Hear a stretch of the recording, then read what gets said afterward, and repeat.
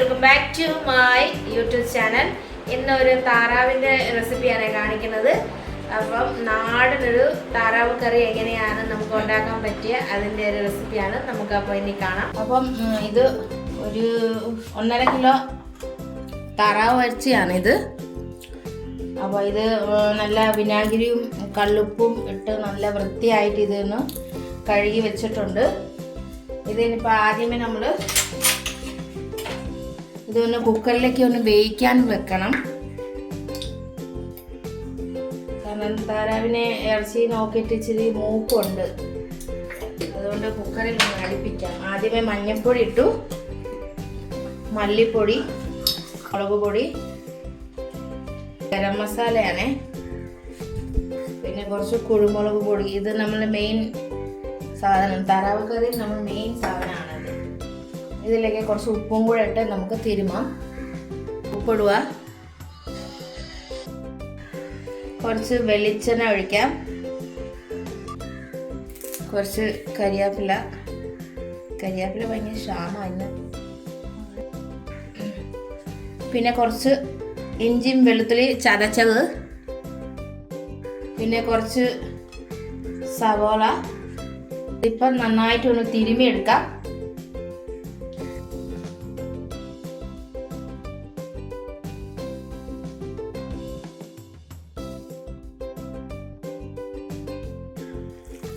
അപ്പോൾ ഇത് നന്നായിട്ടൊന്ന് തിരുമ്മി കഴിഞ്ഞു. അപ്പോൾ ഇത് കുക്കറിലേക്ക് നമുക്കൊരു 2 വിസിൽ അടുപ്പിച്ചാൽ മതി. ഇതിപ്പം തിരുമ്മിട്ട് ഒരു 10 മിനിറ്റ് ഇങ്ങനെ വെച്ചിട്ട് വിസിൽ അടുപ്പിക്കുന്നതാണ് നല്ലത് കേട്ടോ. കുറച്ചും കൂടെ മസാലയുടെ ഒക്കെ ഫ്ലേവർ ഇതിൻ്റെ ഉള്ളിലേക്ക് കയറി പൊക്കോളും. ഇതിപ്പം കുക്കറിലേക്ക് നമുക്കൊന്ന് വേവിച്ചെടുക്കാം. ഇതിൻ്റെ കൂടെ തന്നെ ഞാനൊരു കറുവായിലയാന്ന് തോന്നുന്നു ഇതിന് പറയുന്നത്. ഇപ്പോൾ ഒരു സ്റ്റാറും പിന്നെ ഇത് കണ്ടോ പട്ട ഗ്രാമ്പോ എന്താ പറയുന്നത്, അത് പട്ട, ഇത് 2 ഏലക്ക ചതച്ചത്. അപ്പോൾ ഇതും കൂടെ ഇടുമ്പം നല്ല ഫ്ലേവർ കയറി വരും. അപ്പോൾ നമുക്ക് ഇതൊന്ന് കുക്കറിലേക്ക് ഇട്ട് വേവിച്ചെടുക്കാം. അപ്പോൾ കുക്കറിലേക്ക് ഇട്ടു. പിന്നെ ഈ പ്ലേറ്റിൽ തന്നെ ഇച്ചിരി വെള്ളം കൂടെ ഇട്ടൊന്ന് കഴുകി ഇങ്ങനെ ഒഴിക്കുവാണ്. കുറച്ച് മതി, ഇറച്ചിക്കകത്ത് തന്നെ ഓൾറെഡി വെള്ളം ഇറങ്ങി വരും. അപ്പോൾ ഇത് നമ്മൾ 2 വിസിലൊന്ന് അടിച്ചെടുക്കാം. എണ്ണയിലേക്ക് ചട്ടിക്കകത്ത് വറുക്കാൻ വേണ്ടിയാണ്. കുറച്ച് സവോള എടുത്തു, ഇഞ്ചി വെളുത്തുള്ളി ചതച്ചത്, ഒരു തക്കാളി, 2 പച്ചമുളക്, കരിയാപ്പില എടുത്തിട്ടുണ്ട്. ഇതൊന്ന് വരട്ടിയെടുക്കാം ആദ്യമേ. ഇത് അവസാനം ഒഴിക്കാൻ വേണ്ടി കുറച്ച് തേങ്ങാപ്പാലാണ്. ഇതിപ്പോൾ 1 പാൻ 2 പാനൊന്നും അല്ല, ഞാൻ ടോട്ടലി ഒരു ശകലം വെള്ളം ഒഴിച്ചിട്ട് ജസ്റ്റ് ഒന്ന് ഇതാക്കി എടുത്തതാണ്. അപ്പോൾ ഇത് മതി, നമുക്ക് അവസാനം ആകുമ്പോൾ ഒഴിക്കാനുള്ളതാണേ. ആദ്യമേ നമുക്ക് ഇച്ചിരി കടുകിടാം, സവോള ഇടാം. ആദ്യമേ കുറച്ച് ഉപ്പിട്ട് വരുത്താം. ഉപ്പിടുവാണെങ്കിൽ പെട്ടെന്ന് ഇത് വരണ്ട് കിട്ടും. 2 പച്ചമുളക് ഇടാം.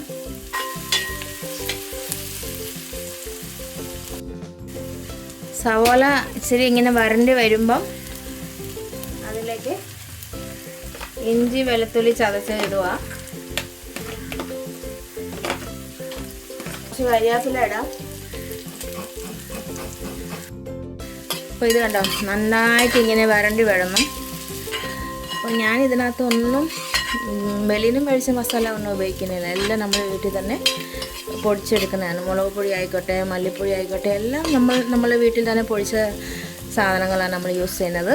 ഇതിപ്പോൾ ഓൾറെഡി നമ്മൾ ഇതായി. ഇനിയിപ്പം നമ്മൾ ഇതിലേക്ക് നമ്മൾ അരിഞ്ഞ് വെച്ചേക്കുന്ന ആ തക്കാളിയും കൂടി ഇടാം.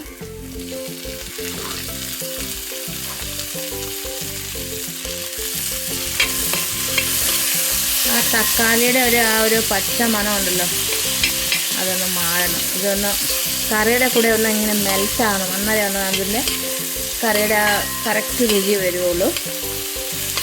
ഇതിപ്പം തക്കാളിക്കകത്ത് ഓൾറെഡി ഇച്ചിരി വെള്ളം ഉണ്ടല്ലോ, ആ വെള്ളം കൊണ്ട് തന്നെ അതൊന്ന് നന്നായിട്ടൊന്ന് വെന്തോളും. ഇതിപ്പം ഒന്ന് മൂടി വെക്കാം.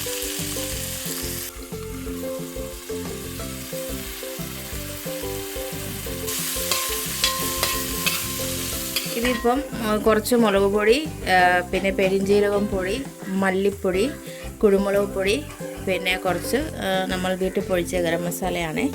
ഇതും കൂടി ചേർക്കാം.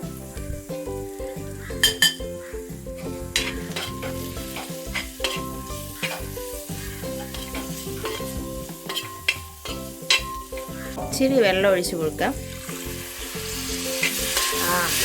മസാല ഒക്കെ കരിഞ്ഞ് പോകാതിരിക്കാൻ വേണ്ടിയാണ്.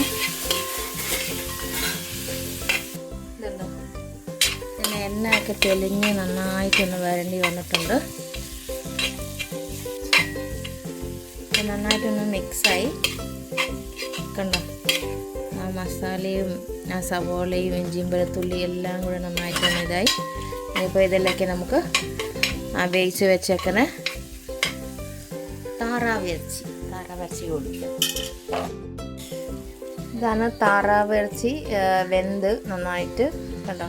അപ്പോൾ ഇത് അങ്ങോട്ട് ഒഴിക്കാം.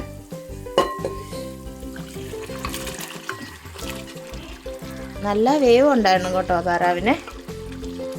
ഒരു 5 ഫിസിലായാലും അടിക്കേണ്ടി വന്നു.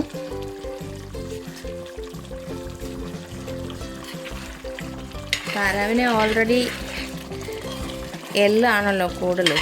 അപ്പം നമുക്ക് ഇച്ചിരി തേങ്ങാപ്പാലൊക്കെ ഒഴിക്കുമ്പോൾ നല്ല അടിപൊളി ടേസ്റ്റാണ്. ഇതിപ്പം നല്ല കപ്പയുടെ കൂടെയും പാലപ്പത്തിൻ്റെ കൂടെയും നമുക്ക് എന്ത് വേണമെങ്കിൽ എടുക്കാം. ബ്രെഡോ അടിപൊളി. ഏറ്റവും കൂടുതൽ നമുക്ക് കപ്പയാണല്ലോ മലയാളികളുടെ ഫേവറേറ്റ് ഫുഡ്. കപ്പയും മീൻ കറി, കപ്പയും താറാവ് കറി. അപ്പോൾ കപ്പയും താറാവ് കറിയാണ് പിന്നെ നമ്മളുടെ താരം. കണ്ടോ നല്ല അടിപൊളിയായിട്ട് ഇതിനകത്ത് ഓയിലൊക്കെ ഇങ്ങനെ തെളിഞ്ഞ് വീഴുന്നുണ്ട് കണ്ടോ. അത് നല്ല നെയ്യുള്ള താറാവായിരുന്നു കേട്ടോ. കണ്ട നല്ല നെയ്യുണ്ടായിരുന്നു കേട്ടോ താറാവിന്. ഇനിയിപ്പം കുറച്ച് നേരം ഒന്ന് ഈ മസാലയുടെ കൂടെ കിടന്ന് ഒന്ന് നന്നായിട്ടൊന്ന് വേട്ടെ. മസാല ഇതിൻ്റെ കൂടെയൊക്കെ നന്നായിട്ടൊന്ന് പിടിച്ച് വെക്കും.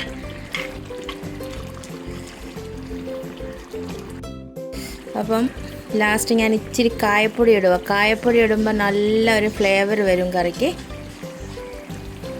അപ്പം ഞാൻ കുറച്ച് കുരുമുളക് പൊടിയും കൂടി ഇടുവാണ്. അപ്പോൾ ഇനി ലാസ്റ്റ് നമുക്ക് തേങ്ങാപ്പാൽ ഒഴിക്കാം.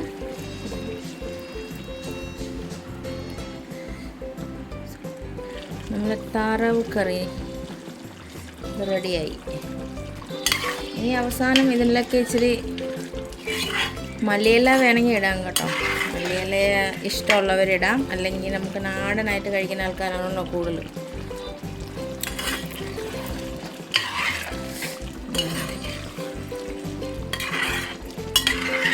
അപ്പോൾ ഇനി അവസാനം നമുക്ക് കുറച്ച് മല്ലിയില ഇടാം. കാരണം ഞങ്ങൾക്ക് ഭയങ്കര ഇഷ്ടമാണ് മല്ലിയില. പക്ഷേ നാടൻ രീതിയിലാണെങ്കിൽ മല്ലിയിലയുടെ ആവശ്യമൊന്നുമില്ല, കരിവേപ്പില തന്നെയാണ് നല്ലത്. അപ്പം ഞങ്ങൾ ഇച്ചിരി മല്ലിയില ഇട്ടു. ഇതിപ്പോൾ റെഡിയായി കേട്ടോ. അപ്പോൾ നമുക്ക് താറാവ് കറി എടുത്ത് വെക്കാം. അതുപോലെ ഒരു ഇലക്കകത്ത് ഇടുമ്പം നല്ല ടേസ്റ്റാണ്. നല്ല താറാവ് നമ്മൾ ഇങ്ങനെ സെർവ് ചെയ്യാം.